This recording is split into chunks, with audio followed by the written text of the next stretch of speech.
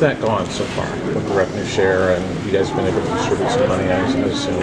Yeah, you know what, we've been really pleased. It's gone really smoothly in terms of the operationalizing of making that distribution. I mean, for many of our athletes, we made a first payment on July 1st, and no issues. It went relatively smoothly. I think it's already been reported we're working through Venmo, and so they were a really good partner, and a lot of legwork and things like that to get it uploaded, but went as smoothly as it could have. Has it been difficult to navigate just in terms of how the NCAA has operated, and that the collectives are going to be gone and now they're back, and like just managing that and then talking to Brad and getting all that handled?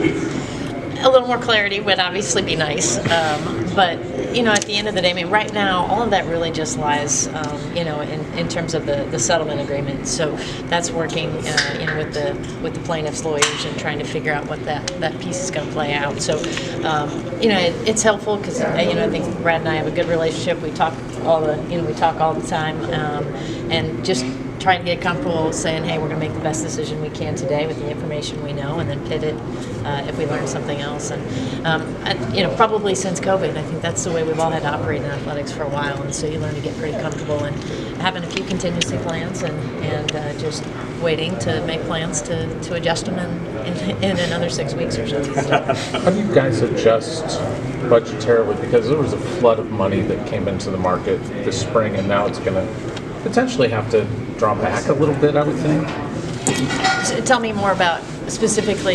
Just like just generally, there was a flood of money that came into the players this spring. I know a lot of people were rushing to get deals done before the house thing was done. Yeah, so sort of the dump money. Now it's going to potentially regress a little bit. How do you handle those situations? Yeah, well, I'm not sure if we know exactly if it's going to regress or not. I think it goes to driving revenue has always been a priority, and at this level in college athletics, and it's going to continue to be so. The different avenues that we have to do that, obviously being able to do a good chunk of that in-house now is helpful, and so we've got a lot of different strategies going on there, but depending on how settlement terms play out with collectives, we'll have to see if there's some things we can continue to do and to support from a third party, whether that's in a true collective form or something we morph that into going forward. But it's a lot of resource. We all know that is a component of it. But I think we're going to be well positioned to make sure we're at the table and can execute. Will every athlete receive revenue sharing money on campus, or is it going to be exclusive to a couple of sports or a handful of sports? It's every athlete on our campus will not receive revenue sharing. So we've made decisions based on the first year. So we really looked at this as a snapshot in time with the ability again to pivot as we needed to, and so certainly focused on our revenue sports. Doesn't mean you may not have a sprinkling of others. We have some scholarship pieces that will be a part of that as well. So.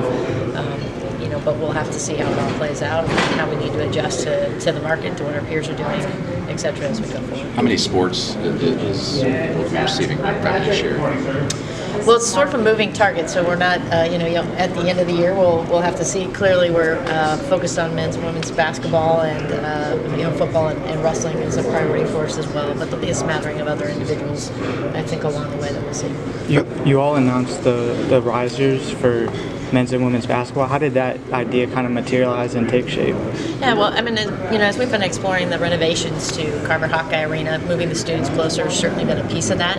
You'd love to start that tomorrow and have it executed for this season, but we just can't move quite that fast on that major project. And so we wanted to figure out what we could do temporarily to get the students closer. And so I know our staff loves it when I do this, but I was out pacing and marking off with wet feet on that baseline and grabbed our facility staff and said, hey, I think let's try to strategize and see what we can do here. And so they do, as always, they do a great job of trying to find a temporary solution. And we'll see how it plays out, but I think it'll be a positive, and we're excited to see if it changes the atmosphere a little bit. Beth, what are your thoughts about the current playoff format and all the discussions around, the SEC going to 9 games and 4-4-2-2. Just kind of where do you stand on that right now? Yeah, there's quite a few discussions going on I hear and read.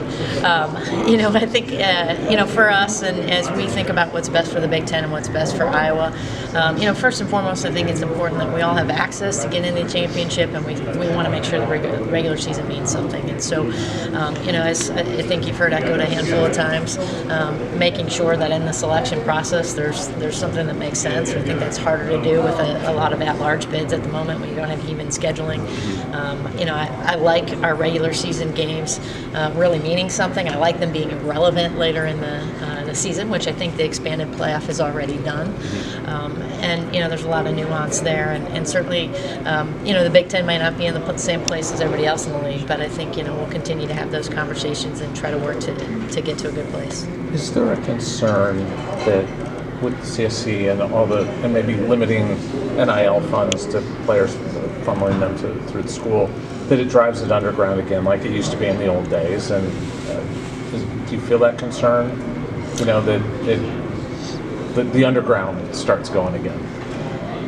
I think there's always bad actors in any system, whether or not the rules, maybe encourage that more frequently or not. I think people that are going to try to find a way to work around the system and feel like that's a way to get an advantage are going to do that regardless of where this lands. And so certainly not how we plan to operate at Iowa. We'd like to see some structure, accountability, and a framework that we can all understand and live by, and try to figure out how we create a strategy that works for us within. But I think you'll see that when people make bad decisions. I'm not sure the format that you got matters all that much. I know yesterday the ADs met.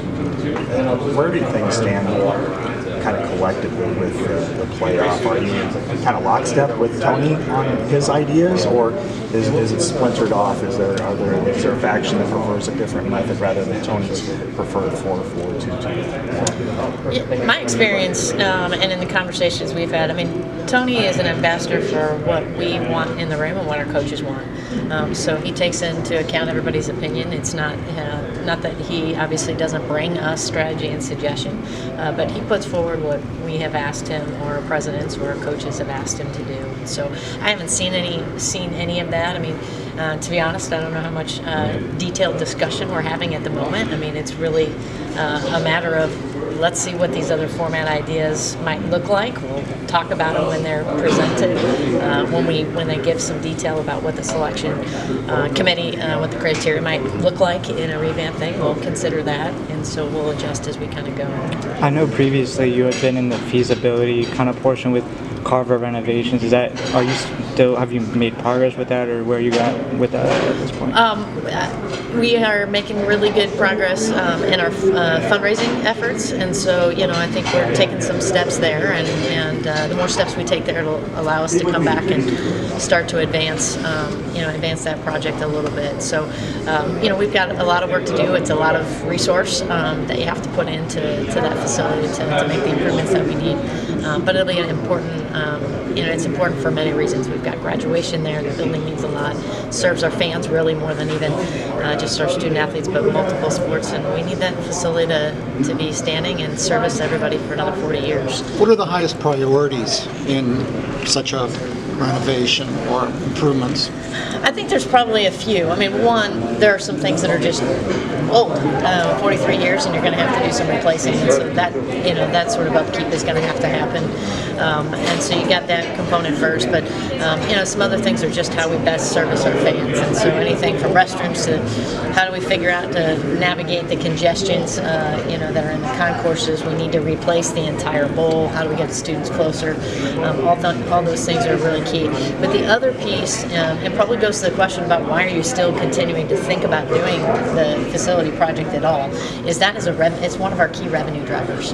And right now we just don't have enough opportunity in there to drive revenue through premium seating and through the way that many fans want to enjoy games these days. And so that'll be a big piece of the renovation. Do you think that if you get such a renovation done, that the arena would be more marketable for concerts, etc.? I think that's certainly a possibility. I've read the long list. I'm sure many of you have been to some of those concerts. I mean, you had some good artists that were in that facility. But I think that would certainly help, and it would be something we would want to explore. Have you seen an uptick in men's basketball ticket sales or requests for season tickets for next year? We had a lot of deposits for men's basketball that came out right away, and we're obviously on a sale now on season tickets and above year over year where we were before. So we see some really positive momentum.